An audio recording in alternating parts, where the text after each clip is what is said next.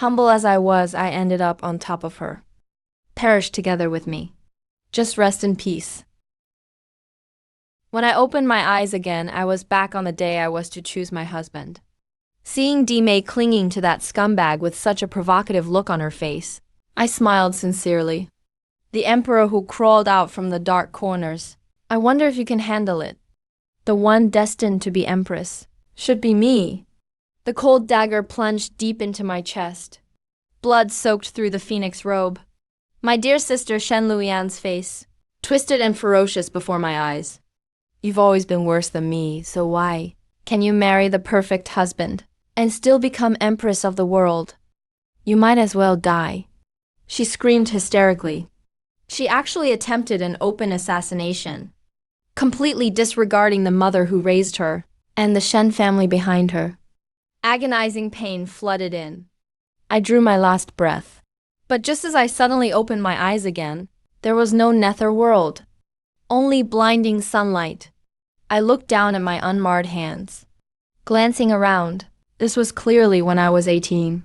And my father picked me up from the other estate, in the study at Tinfeng Pavilion. I was actually reborn. At that moment, the study door was flung open. Shen Luoyan stumbled and fell at father's feet. She cried out loudly, "Father, let me marry the fourth prince." Father was too shocked to speak. "Yenner, are you not feeling well?" I quietly moved to the side, watching with cold eyes. In my previous life, abandoned and raised in another estate, I was used as a shield for the Shen family, and pushed to the least favored fourth prince. But fate played a trick. The fourth prince eventually ascended the throne, and I became empress. While Shen Luoyan, always cherished by the family like a precious gem, married the highly regarded third prince. But in the end, she and the deposed third prince were exiled to Kangju. Now she's also been reborn, father. Please have pity on your daughter. Your daughter met the fourth prince once, and has admired him ever since. Shen Luoyan pleaded sincerely. She then glanced at me, father, and said there was something she wanted to tell you alone. I was escorted out by the servants. After 2 hours of private talk, she must have presented some evidence of so-called knowledge of the future. Coming out, she approached me, with pride showing on her face. "Big sister, father says he wants to marry you to the fourth prince. But now I want to marry him. Do you hate me?" I looked at her innocent face and shook my head. "I don't even know the fourth prince." She let out a sigh of relief. She had no idea I'd been reborn too. She wanted to take my luck, but I was more than happy to let her. Shen Luoyan truly believed that snatching a man meant changing fate. But what she didn't know was that behind all that supposed glory was a prince's residence that would devour you alive. Within just 2 months, all of Shen Luoyan's predictions came true one by one. Father was completely convinced. The Z family's strategy changed. Father took the initiative and gave Shen Luoyan, the most treasured daughter of the Shen family, to the most down-and-out fourth prince among the 6 adult princes. Out of all the 6 grown princes, the fourth prince was the least favored. And as the backup scapegoat, I inherited the fate originally meant for her. Father accepted the third prince's proposal and married me to Zhao Jingwan. As for this arrangement, I felt no ripple in my heart, but was even a little curious. I'd known Zhao Jinghuan since we were kids. He looks so much like his mother, Imperial Consort Su. He has a pair of beautiful, shiny black eyes that make everyone happy at first sight. Big sister, just accept your fate. Before the wedding, Shen Luoyan found me privately, her face brimming with undisguised pride and disdain. She thought she had not only stolen my life, but could dump all her past life's misery onto me. Seeing her so sure of victory, I just found it laughable. She thought I became empress in my previous life, just because of favors and a man's love. People like her, even after living another life, only get more cunning but not any wiser. She has no idea what a truly hypocritical and cold man the fourth prince is. In my past life, I endured all kinds of hardship with him in Yojo, helped him make money and pave his way, yet he always kept his guard up against me. I could never enter his study. His advisors were extremely wary of me. Most deadly of all, At his side, he had a poor but gentle cousin, the white moonlight in his heart, and a willful, favored younger sister. That prince's mansion was just a hotbed of chaos and danger. In my past life, I secured my position step by step, treading on blood. Yet she insists on jumping into the fire pit. Since she's so determined to make this happen, I'll let her have it. It's just a different marriage for me. The winner in this game will still be me. I know the real secret to victory has never been relying on a man, but relying on myself. On my wedding night, the moment the red veil was lifted, the third prince Zhao Jingwan addressed me differently, and immediately brought up an old story from years ago. Shen Luoyan and I got married on the same day, with the same 128 dowry chests. Shen Luoyan's dowry was heavy, luxurious and expensive, so full you couldn't even slip your hand in. Yet my dowry was light as a feather, just some worthless decorations. The Shen family bet everything on her. Grand displays mean nothing if they can't save your life. On the wedding night, the red candles flickered, and the red scarf was gently lifted with the happy beam scale. I looked up right into Zhao Jingwan's clear and beautiful eyes. He looked at me, obviously stunned for a moment. Then, tentatively, he called me by my long-forgotten nickname. My heart skipped a beat. I met his gaze. "It's been years since I've seen you," he said softly. On our wedding night, there was no pretense or acting, only this nostalgic sigh. I didn't wait for him to continue. I reached out and held his hand. "Your Highness, your fief is in Kangju, right?" I asked him directly. In our past life, he was exiled to Kangju, reduced to a commoner. The new emperor even wanted him dead. He looked slightly solemn and nodded, yes. I was titled Prince Chun, with my fief in bearing Kangju. He looked at me, a trace of pity in his eyes. "You might have to suffer with me, if you follow me. If you can't take it, you can stay in the capital instead. My mother's family will take care of you. Your Highness, I'm willing to follow you to Kangju." I tightened my grip on his hand, with determination in my tone. In our past life, he also went to Kangju this very year. Within 2 years, he gathered strength and staged a successful comeback, becoming crown prince. This lifetime, I'll walk this thorny path with him. Husband and wife, we face the future together. Your Highness, don't leave me behind. He smiled softly, his smile as warm as the April sun. Yes, that wedding night, even though I was tired, I fell asleep quickly and had the first truly peaceful sleep since my rebirth. Returning to the bride's family on the third day, enemies crossed paths. Shen Luoyan couldn't wait to show off in front of me, bragging about her determination to endure hardship, eager to prove to everyone that the husband she took is her true destiny. Returning to the bride's family on the third day, outside the high threshold of the Z residence, our two families ran into each other head-on. Next to Shen Luoyan was the newly appointed Prince Jing, the fourth prince, looking very impressive. When he saw Zhao Jingwan, there was a flicker of malice and hatred in his eyes. But when I saw the fourth prince, I just clenched my hands slightly and immediately looked away. The brothers never had much affection for each other. After a few polite words, they each entered the gate. "Sister," Shen Luoyan came over hypocritically, lowering her voice in mockery. "Let me kindly remind you, if you ever run into Consort Su in the future, you should be polite at all times. The third prince is a truly filial person." "Thanks for your concern," I replied coldly. As for the fourth prince, he's surrounded by troublesome girls. Since he wants this glory and riches, he can bear it himself. At the family banquet after returning home, Shen Luoyan couldn't wait to announce, "Mother, father, I'll soon be going to Yojo with the prince." Yojo is even more desolate than Kangju. The whole family was shocked.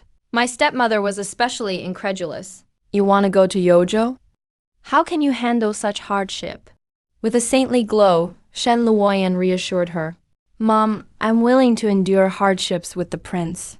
Then she gave me a provocative look. I almost burst out laughing in my heart. She must have heard from rumors that in my last life I endured hardship with the fourth prince in Yojo, gave birth to the eldest son, and so gained his affection. But she doesn't understand at all. Men will never appreciate you just for enduring hardship with them. In my previous life, I relied on real achievements and strategy. But she only sees the surface. Father, mother, I will also go to Kangju with the prince, I calmly announced right after. Shen Luyan's eyes were full of contempt. As if to say, no matter how much you imitate, you still lost the fourth prince. You'll never succeed. What she doesn't realize is, the day before my sister tried to assassinate me in my past life, the imperial edict to depose the empress was already drafted. I was preparing to conspire with my grandfather. This time, with the cards reshuffled, she threw herself into the pit for me. And I'll implement the plan I plotted in Yojo in my last life, all over again in Kangju. When I first arrived in the desolate Kangju, facing the hopeless Emperor Jian, I immediately proposed two strategies that left the advisors utterly shocked. Firmly established myself in Prince Qian's manor. Kangju's barrenness is well known. You can't grow good crops on alkali land. But I wasn't worried. Kangju's geography is similar to Yojo. The experience I gained in Yojo before has come in handy now. Instead of staying in the inner quarters doing embroidery, I directly put two major proposals to Zhao Jinghuan. First, let the Kangju farmers yield part of the farmland to pasture. Second, dig out all of Kangju's canals. When I proposed these two ideas in my last life, the fourth prince and his advisors hesitated and debated endlessly. They only agreed after much doubt and discussion. But Zhao Jinghuan was different. He trusted me from the very beginning. He didn't discuss repeatedly with his advisors. He just ordered his men to do it without hesitation. What's more, even though I hadn't made any achievements yet after marrying him, he handed over all the manor's accounts and keys to me. No reservation whatsoever. His study is always open to me. And there's not a single wet nurse or mistress around. No other confidants either. As an ally, Zhao Jinghuan is simply the perfect partner. Before I knew it, the 1st of May arrived. My birth mother's death anniversary. Zhao Jinghuan had paper horses prepared and took me to the roadside to offer prayers. Amid swirling smoke, besides the paper horses, I saw something else that deeply shocked me. A small willow basket, filled with my mother's favorite stream lale. I suddenly froze in shock. Every year on my mother's death anniversary, there would always be such a flower basket by her grave. I always thought it was done by some old family habit. Zhao Jinghuan smiled and said, back then you were angry and ignored me. So I learned to weave baskets from the palace maids and sent them for you instead. After your mother passed, I couldn't find you anymore. So I sent a flower basket to the grave every year, just treating it as if you were still mad. I stood there in a daze, my finger gently tracing the delicate patterns on the basket. He actually remembered for all these years. The prince wants to marry me. I blurted out, so blunt I regretted it instantly. He was silent for a long moment, looking at me with clear eyes, gave a soft, ambiguous reply. You always call me third brother. Our days hiding our talents in Kangju passed quickly. At the end of the year, an imperial decree hit like a bolt from the blue. Our family of 3 was immediately pulled back into the power struggles of Chang'an. Life in the fief was extremely busy. Zhao Jinghuan and I both had a lot to do. He handed over all the estate's ledgers and keys, letting me manage everything. He valued me highly. That July, I became pregnant. The pregnancy went smoothly. In late April the next year, I safely gave birth to the eldest son of the Prince Chan Manor. He was renamed Yincheng. Zhao Jinghuan was overjoyed. He stayed near me and our son for half a month without leaving the house, watching over us closely. Life in the manor was simple. There were no concubines, no wet nurses, and no relatives trying to attach themselves. Our days in Kangju were simple and happy. But that peace was soon broken. At the end of the year, the emperor issued an imperial decree, ordering Prince Chen and his family to enter the capital. I knew deep down, what looked like favor and grace was actually dragging us back into the brutal struggle for succession. I held 8-month-old Yincheng and returned to Chang'an with Zhao Jinghuan. After returning to the capital, we first entered the palace to pay respects, then went to visit the ailing empress. After the crown prince passed away, the empress took a huge blow. She never really recovered for 2 years. Her health declined day by day. She looked at the baby in my arms and weakly asked, "What's his name?" "Your Highness, his name is Yin Cheng." The emperor happened to arrive just then. Seeing the empress actually smile for once, he was both surprised and happy. "Look at Yin Cheng, his eyes and nose. They resemble your majesty," said the empress softly. "They do resemble me." How odd. "The third doesn't look like me, but this child does." Jinkin's eyes were similar too. "Your Majesty." She's talking about the late crown prince. On the way back, Zhao Jinghuan gave a bitter smile, saying his back was soaked in cold sweat, fearing the emperor's temperamental moods. But I understood. This matter was far from as simple as it seemed. For the past 2 years, the Eastern Palace has been vacant. The emperor was actually biding his time, looking for a better successor. He needed to appoint the crown prince as soon as possible to stabilize the situation. Today, the empress deliberately said, "My son resembles both the emperor and the late crown prince." The implication couldn't be clearer. Sure enough, a few months later, an imperial edict for conferral directly made Zhao Jinghuan the master of the Eastern Palace and drove those lurking vipers completely mad with jealousy. Just like my previous life, in February of the 25th year of Yuan Kang, Zhao Jinghuan was officially named the crown prince. After 2 years of turmoil, things seemed to have settled for the moment. Everyone in the Eastern Palace was overjoyed, but only I knew. The difficulties were just beginning, far from over. In my previous life, Zhao Jinghuan was crown prince for only a year and a half, before being deposed due to crimes, and immediately demoted to a commoner. After the fourth prince took the throne, his first thought was to kill him. I must tread carefully, every step. I can't repeat the same mistake.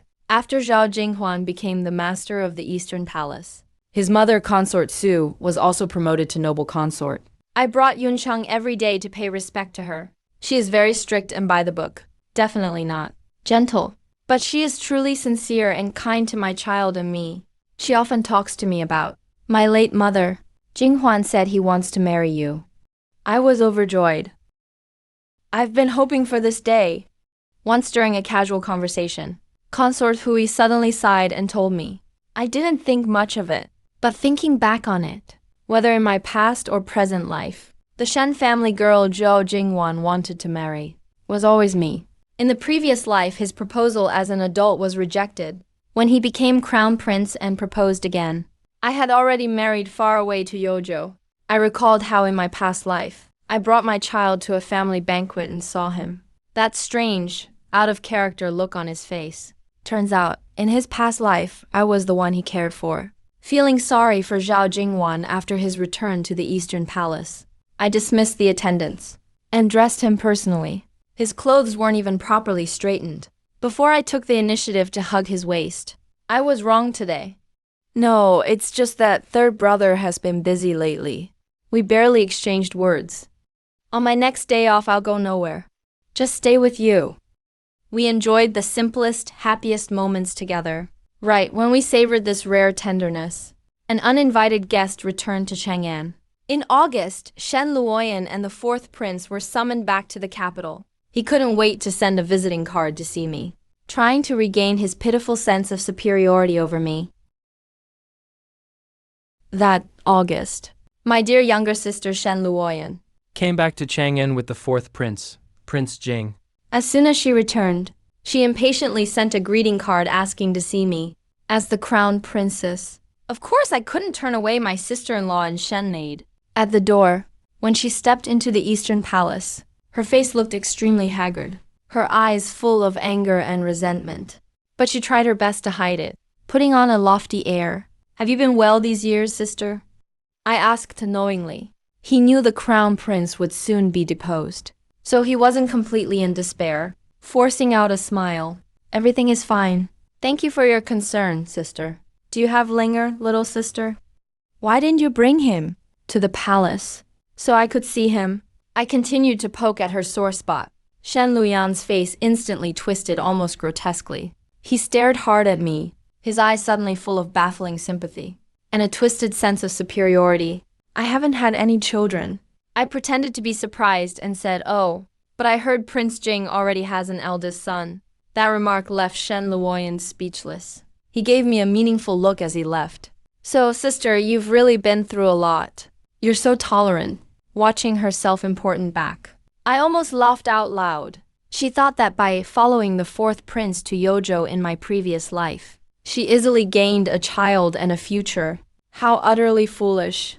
In my last life, when I went to Yojo, I discovered the fourth prince had a gentle first love cousin and an aggressive close childhood friend. That prince's manor was practically a haunted temple. To balance those two women, he had the cousin's illegitimate son fostered under my name. Only after I dealt with those women did I secure my position as Prince Jing's wife. But in this life, Shen Luoyan didn't adopt that illegitimate son and lacks my skills. In the fourth prince's harem, she was probably already torn apart, living a second life. Even if she didn't fight me for the fourth prince, I never want that scumbag again. Shen Luoyan played a bad hand into utter ruins, but still pinned all hopes of a comeback on her ridiculous knowledge of the future. She doesn't even realize I've long since changed the course of fate. After Shen Luoyan returned to her parents' home, she broke down in tears. She couldn't accept it.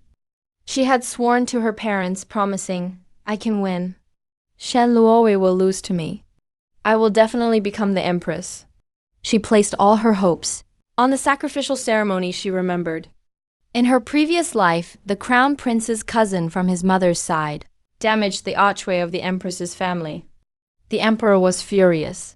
He harshly scolded the crown prince at the ceremony. Meanwhile, the fourth prince gained great favor by secretly offering 5,000 fine horses. The grand sacrificial ceremony of the 27th year of Yuankang arrived. Shen Luoyan waited anxiously in the mansion, eager to witness the crown prince make a fool of himself. However, when the fourth prince returned home, his face was full of gloom. Did the crown prince get harshly scolded by his majesty at the ceremony? She rushed to ask anxiously. The fourth prince glared at her fiercely. "You always cause trouble, with no sense of propriety. A talented lady from the Shen family, after all, yet you have no dignity." It turned out that this time, the archway of the empress's family remained perfectly intact. And those 5,000 fine horses were raised and presented by Crown Prince Xiao Jinghuan following my advice, using the hay sent by his uncle. The emperor was delighted. Instead, he reprimanded the fourth prince for lacking decorum. Shen Luoyan was completely stunned. She kept repeating, "Impossible. This can't be happening." In her panic, in order to win over the fourth prince, she blurted out without thinking, "The empress will die this August. You will cry so hard at the funeral that you'll faint. His Majesty will praise you for it." The fourth prince was terrified and cursed at her for being crazy. He told her to shut up. To curse the current empress was a crime punishable by the execution of your entire clan. But what she didn't know was, I had already bought off and used people close to her. Rumors about Consort Jing cursing the empress quickly began to spread in the city. When the emperor heard the news, he only frowned slightly, but the seed of suspicion was already planted. This was my generous gift to my sister.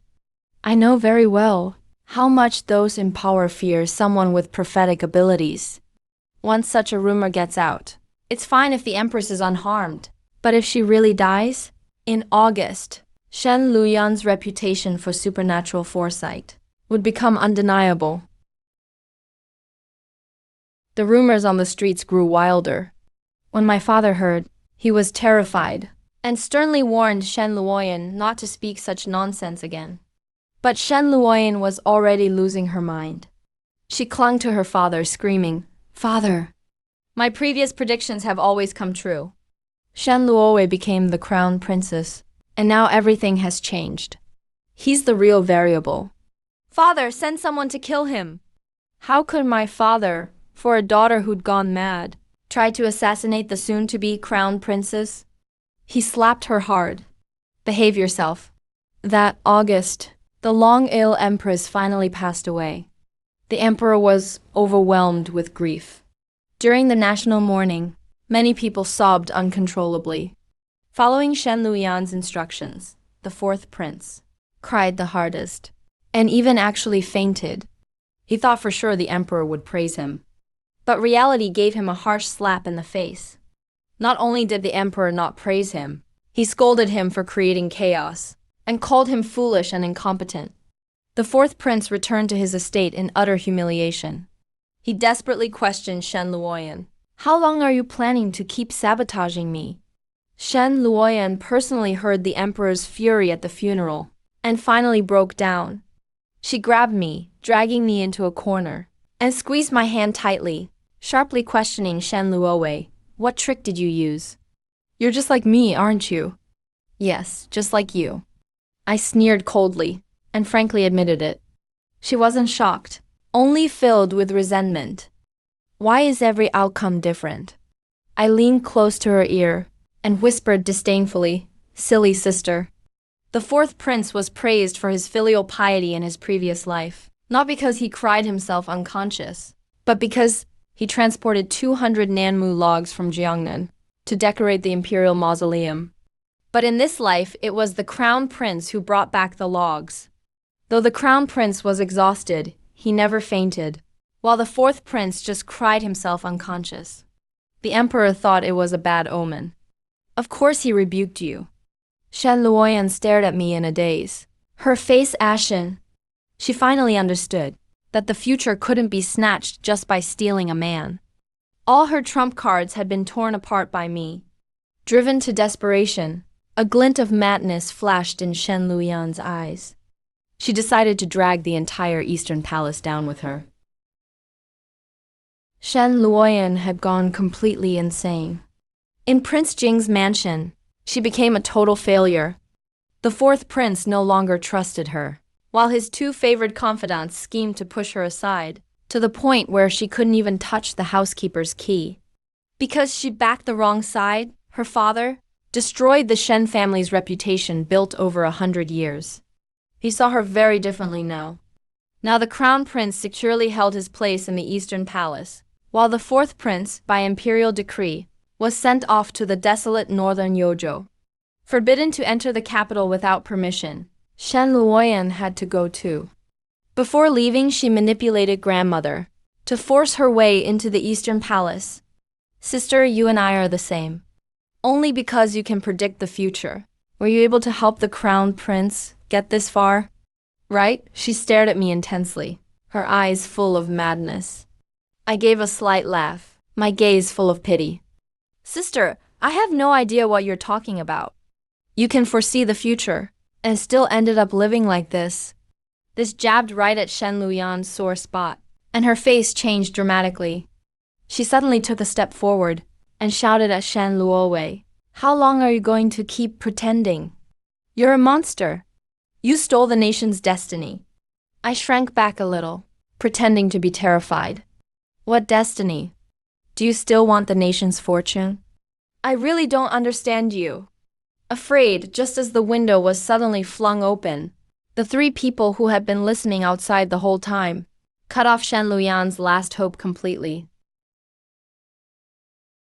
Enough! The window was suddenly thrown open, and the emperor, Crown Prince Zhao Jinghuan, and a deathly pale fourth prince were all standing outside.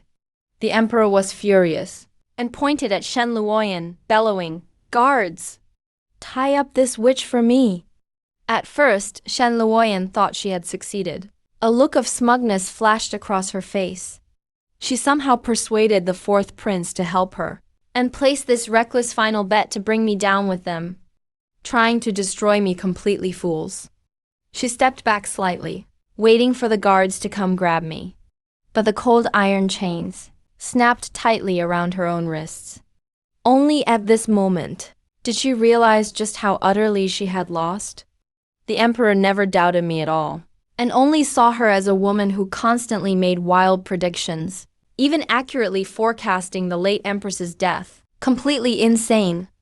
Her, and her too. Shen Luoyan struggled frantically, her voice twisting into a shriek. "He's a reincarnator too. He's also a monster." The emperor waved his hand in disgust. Guards dragged him away, tightly covering his mouth. He was about to be pulled into an abyss of no return. Shen Luoyan mustered his last bit of strength, broke free from his restraints, and shouted out that deep-hidden, fatal secret that could wipe out 9 generations. The Crown Prince has long harbored intentions of rebellion. His previous fief in Kangju had massive iron mines. After Shen Luoyan was locked in the clan prison, he still kept renting deliriously, hoarding government iron privately. That's a capital crime of treason. Word got back. The emperor immediately sent a trusted confidant to Kangju to investigate thoroughly. Unfortunately, he only knew half the story. He didn't know the other half. As for this hidden danger, I had told Zhao Jingwan time and again in my early years to completely shut down and fill in the iron mine, to erase every last trace. Half a month later, the investigators returned to the capital to make their report. They found nothing at all. It was pure slander and defamation. Accusing the crown prince of treason, the charge crushed the entire Jingguang manor. The emperor was furious. The 4th prince was demoted straight to commoner status. The Shen clan was also harshly reprimanded. As for Shen Luoyan, a high monk declared he was possessed by an evil spirit and needed to be exorcised with a ritual. So he was tightly locked up in the prison. Not long after, the insane Shen Luoyan committed suicide in jail. That night, Zhao Jinghuan came to see me privately. He held my hands tightly in his palms and whispered that he had arranged for Shen's suicide. If he kept raving like that and actually let something slip, I was afraid father and the officials would start suspecting us. I looked at him quietly and asked if he had doubts. He just shook his head and said he wasn't afraid, knowing that I did it for his own good. Night fell deep and silent. Facing a kingdom now set in stone, the crown prince never asked about the fate of the nation. Instead, he was obsessed with asking about our previous lives. Who did I marry in my last life? Song, did I marry you in my last life? Zhao Jinghuan looked intently at me. I gazed into those clear eyes and shook my head. No, you married Shen Luoyan. No, you married Miss Z, the 3rd daughter. Maybe in your heart, you married me. After hearing that, he smiled with relief. I used to love his eyes. Now I love the man he is. Not long after the empress passed away, the emperor's health also declined rapidly. After just over a year, he died. Zhao Jingguan smoothly ascended the throne as emperor. He appointed me as empress. Now an emperor, the harem should have been full of beauties. But Zhao Jinghuan stood firm against all pressure and only kept one office of rights in the inner palace, appointing over 30 female officials to assist me in managing palace affairs. There were no other consorts. The officials wouldn't give up and submitted memorials every day urging him to take more concubines. Zhao Jinghuan responded coldly in court. There are still people starving in this land. How can I indulge in beauty? This reason was so righteous. It put him at the highest moral ground. No one dared to bring up the topic of concubines again. To silence the officials, and to keep all his love for myself, I gave birth to 5 children for Zhao Jinghuan in succession.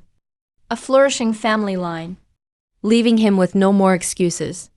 Time passed by. When I turned 70, I was lying on my sickbed near the end of my life.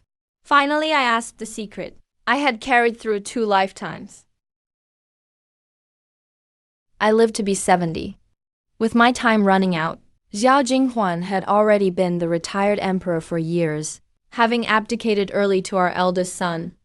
Now he sat by my bedside, hair white as snow, tightly holding my dry, weakened hand. Song, don't be afraid. Wait for me on the road to the afterlife. The look in his eyes was as gentle as when he was a young man when we first met. My vision was already blurred, but I still couldn't help asking, "Brother, why did you never ask me about my reincarnation?" I had waited for him to ask all this time, but except for asking who I married in my previous life, he never brought it up again. Zhao Jinghuan just smiled, his eyes full of understanding. Someone who has lived 2 lives has confidence in their heart. Song Song, that's your fortress. He protected you, gave you strength, helped you be a good empress. I never asked, nor broke into your defenses, so you remained unbreakable. Even as the emperor's wife, I was always strong and fearless, never worried about gains or losses, because he was the emperor, and also my husband. I had enough to stand behind him.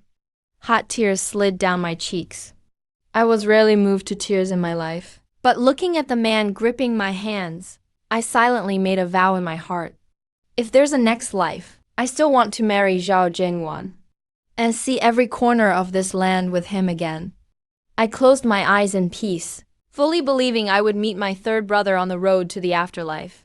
But in a daze, a violent bout of coughing made me suddenly open my eyes, and what came into view was a face that should have died 60 years ago. The moment I closed my eyes, I thought my 70 years as empress were finally over. A period at the end of my life. On the road to the afterlife, I was waiting for my third brother. But then, a sudden fit of coughing made me open my eyes abruptly. There was no afterlife underworld. What I saw was the familiar blue of early morning, and a face by my bedside, anxious and tearful, filled with extreme tenderness. Where you finally woke up. You scared your mother to death. I was thunderstruck, staring blankly at the living woman in front of me. It was my birth mother who died young. With trembling childish hands, I reached out and realized I was 10 years old again. Heaven had heard my dying wish and truly granted me a third life age 10. It was the year my mother died from a sudden illness. I was too young in my past life and didn't understand the darkness of the inner chambers. It was only later that I learned it was my father's beloved concubine, Shen Luyan's own mother, who had secretly poisoned her. I flung myself into my mother's arms, tears pouring uncontrollably. In this life, not only will I marry Zhao Jingwan again, but I'll also protect my mother, wiping out all those monsters before they can harm us. To change our doomed fate, I wiped away my tears and begged my mother to take me into the palace to greet the Empress Dowager. Although my mother is physically weak, the Empress Dowager deeply admires her calligraphy and often summons her, following my mother once again into this towering imperial palace. My heart pounds like a drum. I'm not here to admire the scenery. I'm here to see Lady Su. More precisely, I'm here to see Zhao Jingwan at age 10. Since I can return with memories of 2 lifetimes, what about my third brother? Beside the rockery in the imperial garden, a young boy in ornate robes leaps down from a tree, landing right in my path. He has rosy lips and white teeth, those jet black, radiant, and clear eyes. No matter how many years pass, I would never mistake him. You're the sickly third young lady of the Shen family. 10-year-old Zhao Jingwan crosses his arms. Speaking mischievously like an unruly child, I watch his childish antics. A wave of indescribable loss wells up inside me. It seems I'm the only one who returned with memories. Right now, he's just a real 10-year-old troublemaker. I perform a courtesy perfunctorily and prepare to walk around him to find my mother. There's still a long life ahead. I can wait for him to grow up. Just as I turn away, he instinctively extends his left hand, making a gesture only Emperor Zhao Jingwan from my previous life would do when protecting me, a stance unique to him. I suddenly stop in my tracks, staring at his suspended left hand. That protective posture is engraved in his very bones. I quickly turn back around, meeting his seemingly mischievous eyes. My heartbeat skips a beat. I take a deep breath and look at him steadily, testing the waters. I speak. Your Highness, May approaches. Have the palace maids taught you how to weave willow baskets yet? In both previous lives, he always used a willow basket filled with falling flowers to pay tribute to my deceased mother each year.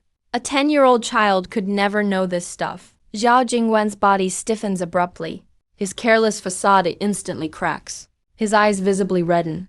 Those clear eyes, stirred with deep affection and wild joy through hardship. He can't care about anything else anymore.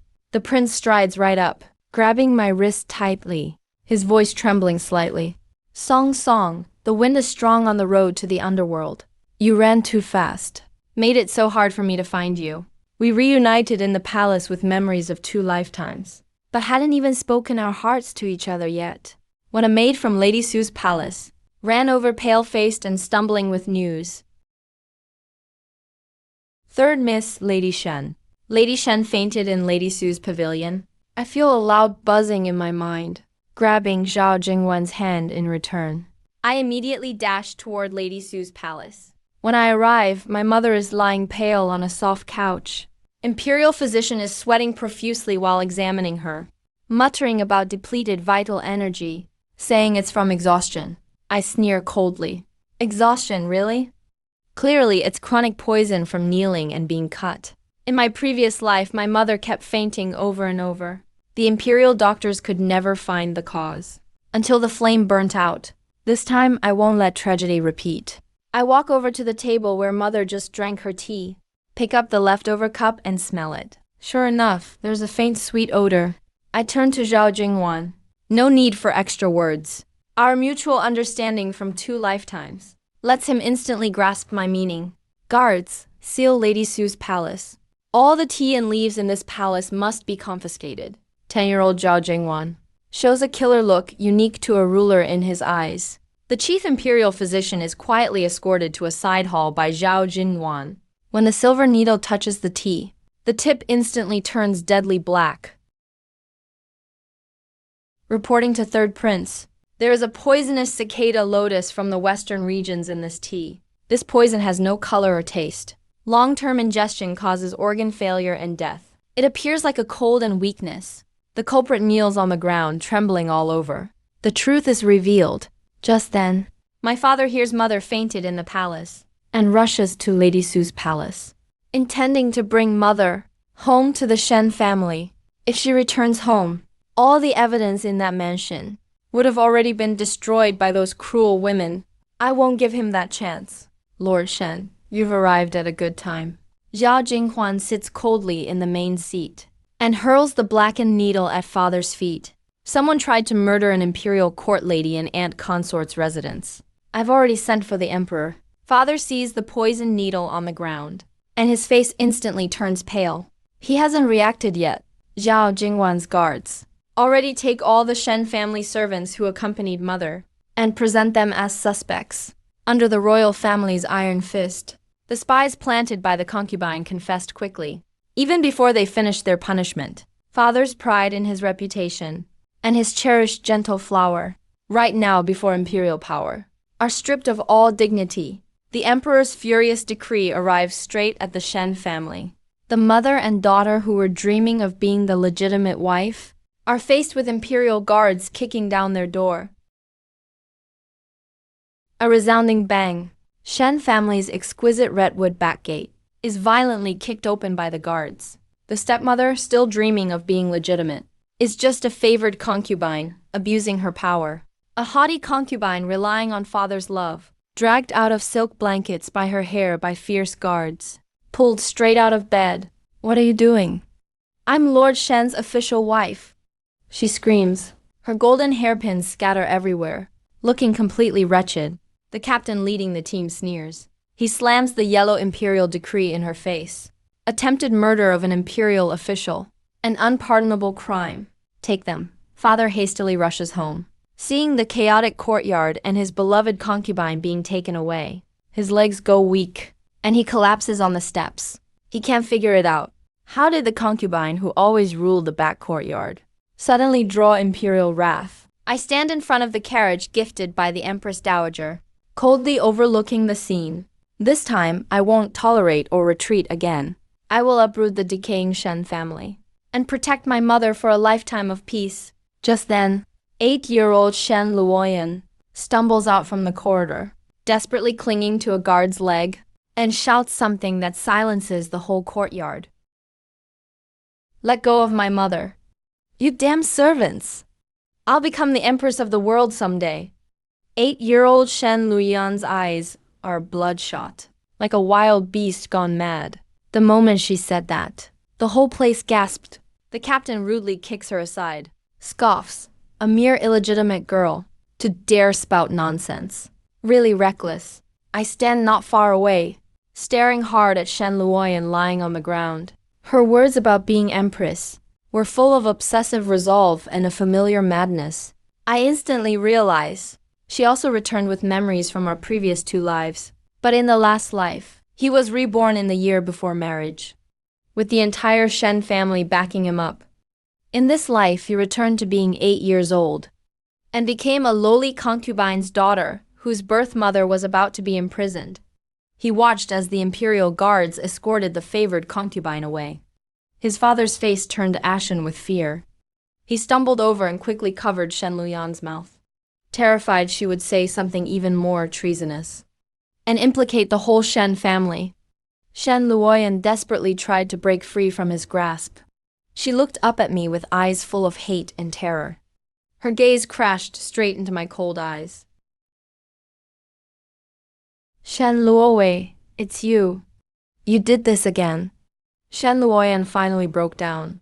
She threw herself at me recklessly. He finally realized. Since he could come back with his memories, so could I. But what he never expected was that as soon as I was reborn, I completely destroyed his greatest support. My personal maid shoved him away with all her might.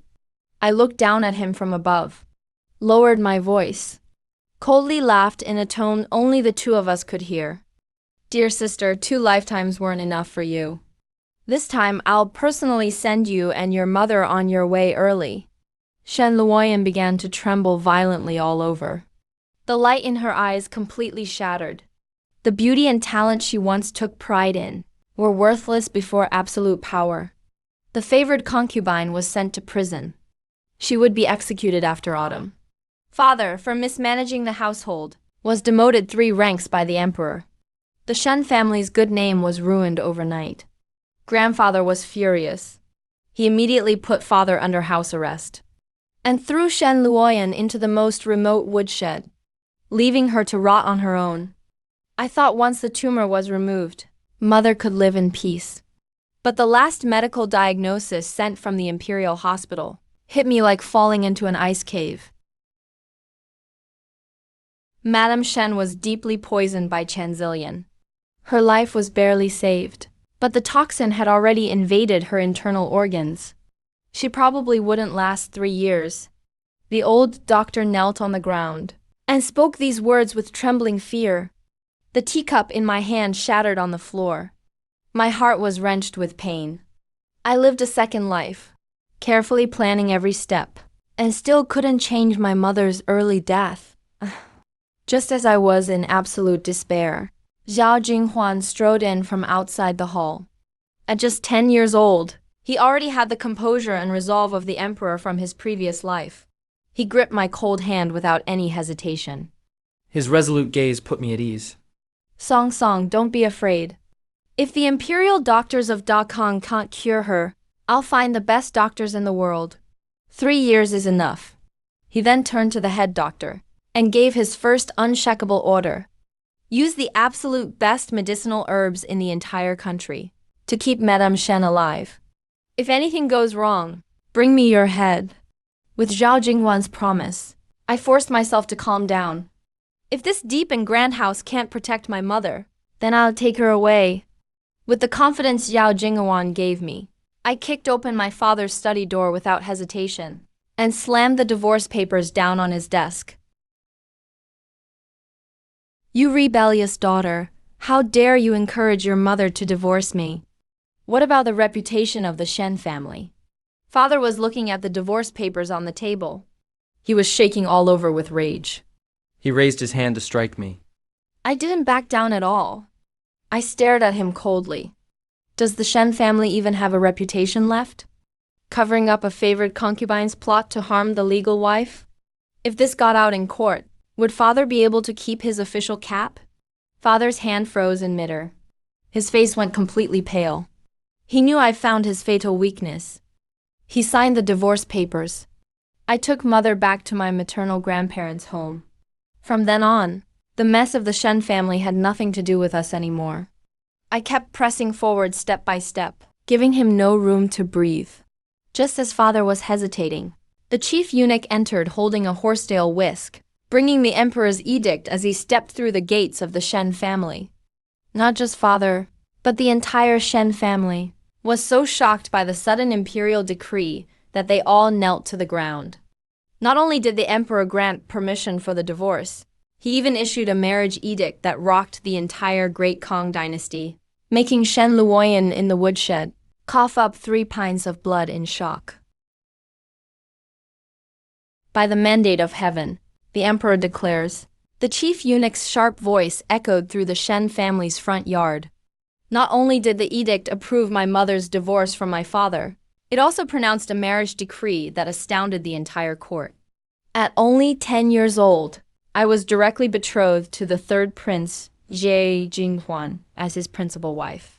My father collapsed to the ground, trembling all over. The trump card he had worked so hard to build his legitimate daughter was now completely out of his control.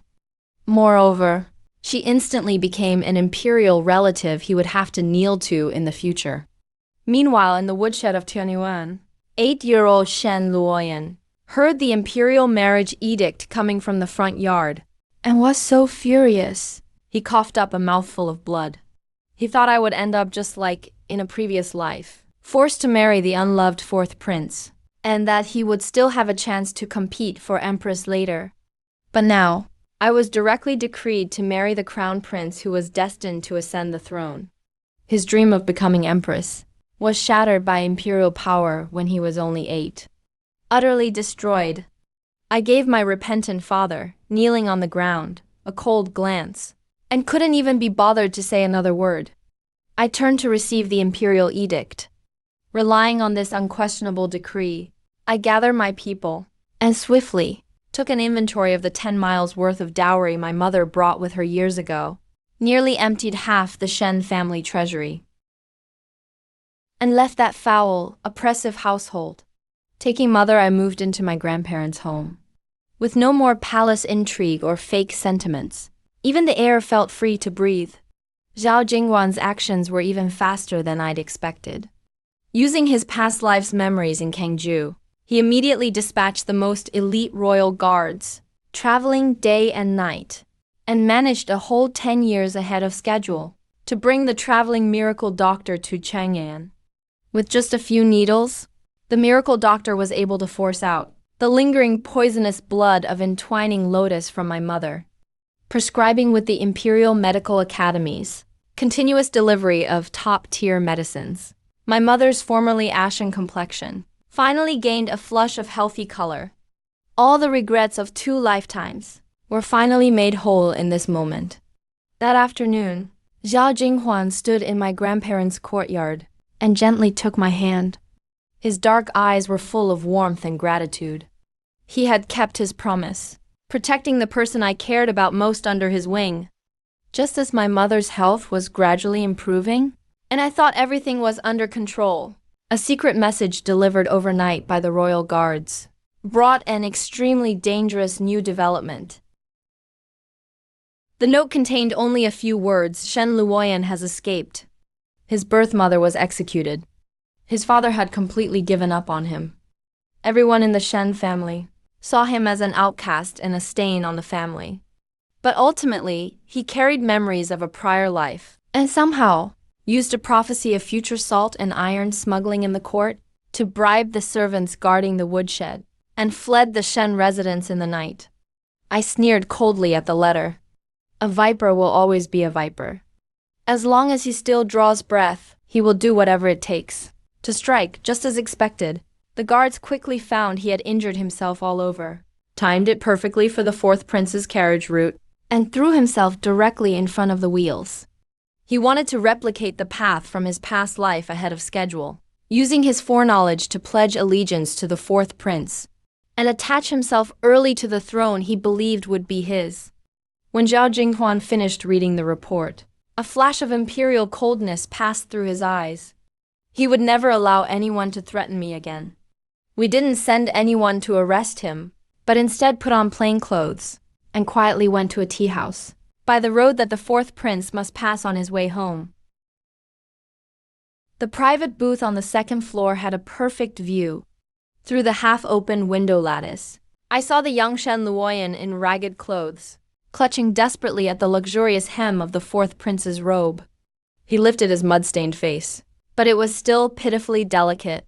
He was urgently whispering something. At first, the fourth prince looked thoroughly disgusted and was about to kick him away. But after hearing a few words, his expression changed suddenly, and he immediately ordered his men to secretly bring him onto the carriage. Clearly, Shen Luyan's prophecy about the future court hit the fourth prince's ambitions right on target. Now that the fourth prince's birth mother was sending warnings, he was anxious for a bargaining chip to stand out in the succession struggle. Shen Luoyan, this self-proclaimed prophet, was nothing short of a godsend for him. Watching the carriage roll away, I picked up my hot tea and took a slow sip. My eyes were icy cold. Shen Luoyan thought he'd latched onto a golden opportunity, believing this was the first step to becoming empress. He had no idea that what seemed like the chance he'd schemed so hard for was in fact a trap set by Zhao Jinghuan and me to bring them down in one fell swoop. A dead end we'd deliberately left open. Shen Luoyan thought he controlled the script of the future, but he forgot. The real players behind the scenes were me and Zhao Jinghuan. Since he likes to play with prophecies, we'll just go along with it. Zhao Jinghuan used his experience, from reviewing court memorials in his past life, to deliberately stage a double act, leaking half-true intelligence into the fourth prince's mansion. Shen Luoyan, eager to secure his position, immediately presented this intelligence as his own prophecy to the fourth prince. Confidently, he urged the prince to risk everything and embezzle the funds for the upcoming water conservancy project in Jiangnan. He was convinced it would bring him glory before the emperor. The fourth prince believed him completely, so he siphoned off a huge sum of official money and even took out secret loans from the black market. He was delighted, waiting for the project to finish, so he could claim his reward from the emperor. He thought he'd seized fate by the throat. But just when the fourth prince thought he was about to get promoted and rewarded that very morning, what awaited him instead was the Chief Justice of the Court of Judicial Review, carrying gleaming iron chains, who kicked open the gates to his mansion. Acting on imperial orders, with a thunderous shout from the Chief Justice, a pack of fierce officials stormed into the fourth prince's residence, while the fourth prince was still in his nightclothes. With a bewildered look, he was forcefully pinned to the ground. He just couldn't figure it out. He had just invested a huge sum of money. He even borrowed from the black market with high interest. He was all set to make a fortune from the Jiangnan Water Conservancy project. How did it turn into a death sentence instead? Your Highness, heavy rains have been pouring in Jiangnan. You secretly diverted government funds meant for building dams to speculate. This caused the dam to breach, flooding tens of thousands of acres of fertile land. The Chief Justice of Dali Temple fiercely slammed the list of crimes on his face. His Majesty was enraged. You were stripped of your princely title, imprisoned immediately, awaiting judgment. The fourth prince's mind thundered. How could the dam break? The person who kept claiming that she could foresee the future Shen Luoyan clearly promised that Jiangnan would face a drought this year. As long as he stockpiled water conservancy supplies in advance, he would earn great merit in disaster relief. At this moment, I sat in the Eastern Palace, sipping tea, coldly listening to the secret guard's report. Shen Luoyan's memories were correct. There really was a drought in the last life.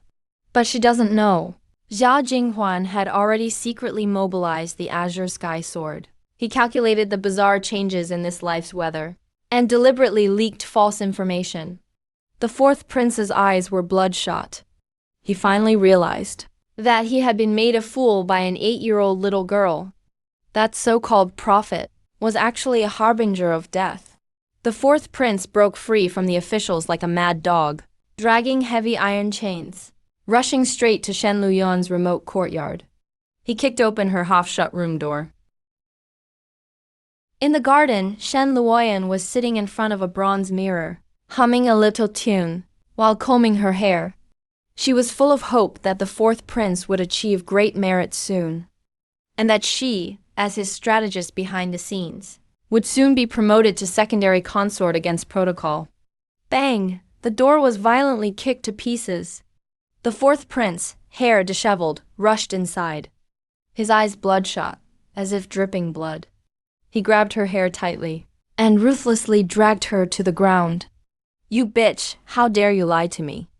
Didn't you say there'd be a great drought in Jiangnan? Didn't you say you could help me earn honor? The fourth prince roared, slapping left and right, fiercely striking Shen Luyan's face. Shen Luoyan was hit so hard that stars flashed before her eyes, her mouth tearing instantly. She stared in terror at the officials holding torches outside the door. Only then did she realize the sky had fallen. Impossible, I clearly remember, he screamed, his mind in chaos. Why? Everything he remembered had changed. Suddenly he remembered me. That's right, me. Only I, who was also reborn, could completely mess up his jade branches. Your Highness, spare me. I was set up by Shen Luoyan. Shen Luoyan hugged the fourth prince's leg like a dog, struggling desperately. I know the crown prince's fatal weakness. I know he hides an iron mine in Kangju.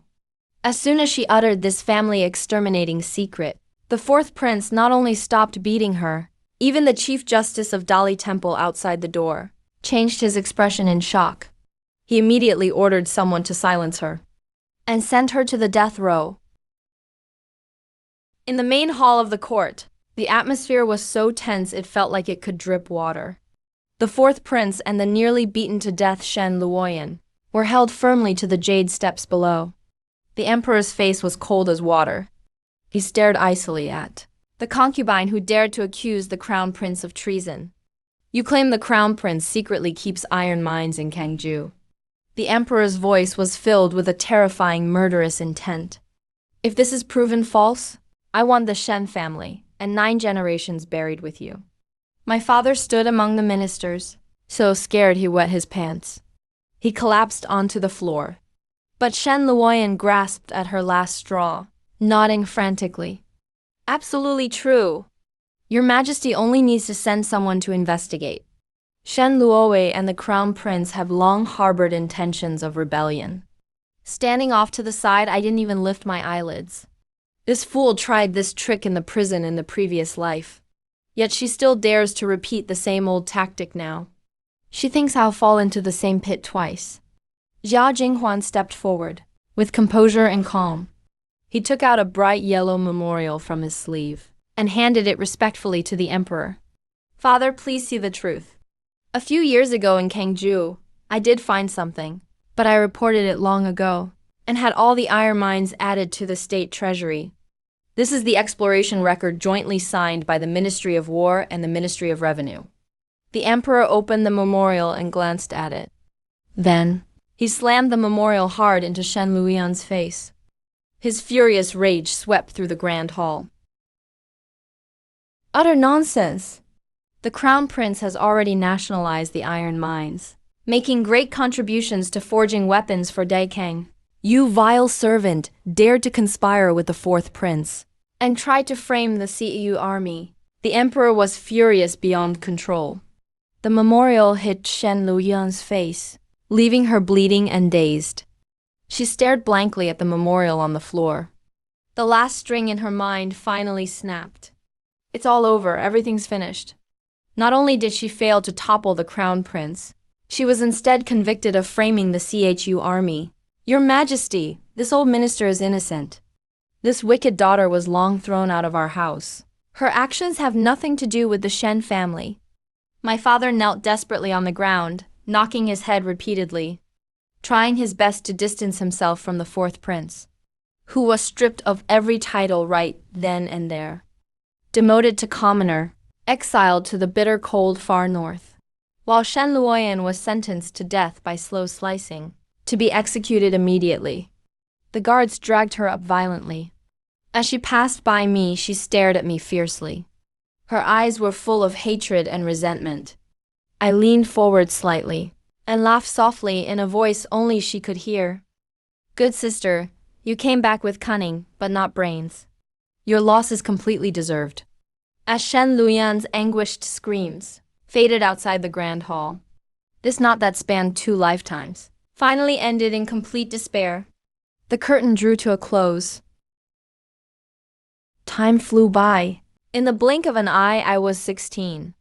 Old enough for my coming of age and marriage. Chang'an was festive with red wedding decorations for miles. Drums and gongs filled the streets with noise. Unlike the cold and perfunctory wedding of my first life, which felt light and indifferent. This time, I married into the Eastern Palace as the jewel of my maternal family. With pride and honor. My dowry included not only all of my mother's belongings reclaimed from the Shen family, but also rare treasures lovingly prepared by my uncles, weighing heavily among the 128 tables of betrothal gifts. This grandeur surpassed even what Shen Luoyan had in her past life. Red candles flickered in the Eastern Palace. The character for happiness was plastered on every window. After all the complicated ceremonies, only Zhao Jinghuan and I remained in the bedchamber. With the joy attendant gently lifting my red veil, my head again crashed right into his deep, dark eyes. Song Song, I finally get to marry you, openly and rightfully. His voice was low and hoarse, filled with deep, long-suppressed affection. 2 lifetimes as husband and wife, reunited for the 3rd time. We fought our way through the most dangerous game, carved out a blood-soaked path, protected my birth mother, crushed our enemies, and finally found true fulfillment. He carefully pulled something from his robes and placed it in my palm. Looking at that old object, my eyes got hot. The memories rushed back in an instant. In his palm lay a delicate willow basket, filled with vivid flowing blossoms. My eyes turned red instantly. For the past 2 lifetimes, he used this flower basket to quietly honor my mother who passed away early. Those lonely years of waiting were all stored in this little willow basket. But in this life, my mother enjoys her later years at my maternal family's home. He now gave me this flower basket, filled with 2 lifetimes of deep love, as the token of our grand wedding. Handed it to me personally. Third brother, I received the basket, my voice trembling slightly. He pulled me into his arms, rested his chin on my hair, and let out a long sigh. Song Song, through 3 lives and 3 worlds, I finally managed not to lose you. From now on, this basket will only be for enjoying, no longer for memorials. The red candles burst into festive sparks. In the most dangerous battle for imperial power, we finally took our fate into our own hands. This night held no probing, no defenses, only 2 hearts united after surviving life and death, bound together by all the trials they've been through. The sweetness of the wedding hadn't faded yet, when the Imperial Medical Institute sent a nighttime urgent summons. The old emperor's body declined rapidly, like a candle in the wind. The true succession of imperial power officially began. The emperor's health worsened, and after barely holding on for a year, he passed away. After the national mourning, Zhao Jinghuan took the throne officially and rightfully, ruling over the world. And I once again wore the heavy phoenix robe, stepped onto the white jade stairs, and was formally crowned empress of Dakang. This time, we didn't face the turmoil of being deposed. No exile to freezing Kangju. Everything went smoothly. Fools like Shen Luoyan who rely on men and so-called luck will never understand that true empresses depend on plotting and strategy built over 2 lifetimes, and the strength of fighting side by side. Yet as soon as the new emperor took the throne, the noble families and elder ministers of the court couldn't wait to pack the harem with women, using the excuse of ensuring heirs and stabilizing politics. Every day in court, submitting memorials, coming up with new ways to urge Zhao Jinghuan to enlarge his harem, to fill the inner palace. I sat on the empress's throne, watching coldly, not worried at all. I know my 3rd brother too well. He guards what's his fiercely. There's no way he'd let unrelated women enter the palace to bother me. Faced with petitions signed by all officials, Zhao Jinghuan threw the memorial right at the dragon throne and put forward a perfect reason that left everyone speechless. There are still people starving in the country. I will not indulge in pleasure. Zhao Jinghuan's icy, commanding voice shocked the entire golden palace. That reason was simply too strong, standing straight on the moral high ground of caring for the people. Those ministers who originally wanted to get their daughters into the palace and win riches and glory were left with red faces and cold sweat pouring down. From then on, no one ever dared mention the selection again. The inner palace was completely peaceful. Only the Bureau of Rights remained open in the inner court, carefully selected over 30 female officials. They assisted me in managing internal affairs. There were no more women vying for favor. My mother often sent a request to visit me in the palace. Seeing that I alone was favored by His Majesty, with no need to scheme against others in the inner chambers, her health grew even stronger, and she smiled more than ever. To thoroughly silence all the gossip, I willingly endured the hardships of childbirth. One after another I bore 5 children for Zhao Jingwan. I knew well, enjoying exclusive favor as a wife comes with a price. Many heirs was the best proof of our deep love as emperor and empress. As our children were born one after another, Zhao Jinghuan and I not only made the inner palace as solid as iron, but also boldly enacted the vision-restoring reforms I had once tested in the fief, on a grand scale throughout the whole empire. The years flew by. Under our rule, Da Kang experienced peace and prosperity like never before.